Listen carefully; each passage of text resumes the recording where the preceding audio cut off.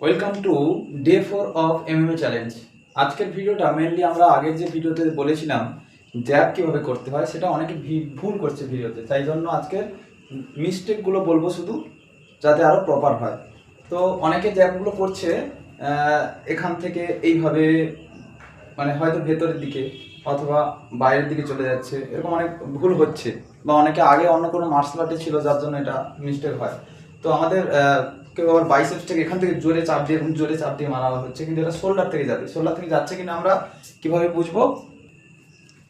আমরা আমাদের এলবোটা ঠিক আছে কিনা বোঝার জন্য একদম ওয়ালের সাইডে আমরা প্র্যাকটিস করব, এবং লিড হ্যান্ডটা যেটা হচ্ছে ওখান থেকে যখন একেবারে কাছ থেকে করবো, দেখবো যে আমাদের এলবোটা লাগছে কিনা। যদি এলবো লেগে যাচ্ছে তাহলে এলবোটা স্ট্রেট করতে হবে, ঠিক আছে। এবার তারপরে আমরা একটু সাইডের দিকে এসে দেখবো, এবার দেখো ঠিক হচ্ছে কিনা। আর এখান থেকে এইভাবে না, এখান থেকে এইভাবে যাচ্ছে না, কিন্তু এখান থেকে স্ট্রেট যাবে, এখান থেকে স্ট্রেট, এবং শোল্ডারটা কিন্তু মুভমেন্ট হবে। প্রয়োজন হলে আমরা এখানে কিছু একটা দেওয়ালের পাশে এইভাবে পুশ করে দেখতে পারি। এই যে কাঁধটা আমাদের এখানে যদি থাকে এইভাবে হবে, ঠিক আছে। শোল্ডারটাকে এইভাবে মুভমেন্ট আসছে, তখনই আমাদের কিন্তু পাওয়ার এবং স্পিড দুটোই আমরা পরপর বাড়াতে পারবো।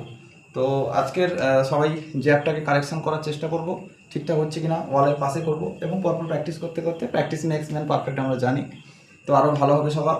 এবার আমরা জ্যাবের কম্বিনেশন কীভাবে নিয়ে আসবো, যাতে জ্যাব থেকে এগোনো পেছানো সাইডে যাওয়া যায় কীভাবে, তো সেটা আমরা পরের ভিডিও জানবো। তবে তার আগে ফলো করে রাখতে হবে, নাহলে কিন্তু ভিডিও নোটিফিকেশান আসবে না সবার, ঠিক আছে। Thanks for watching. আর যারা ইউটিউব বা ইনস্টাগ্রাম দেখছি তারাও ফলো করে রাখবো, সাবস্ক্রাইব করে রাখবো।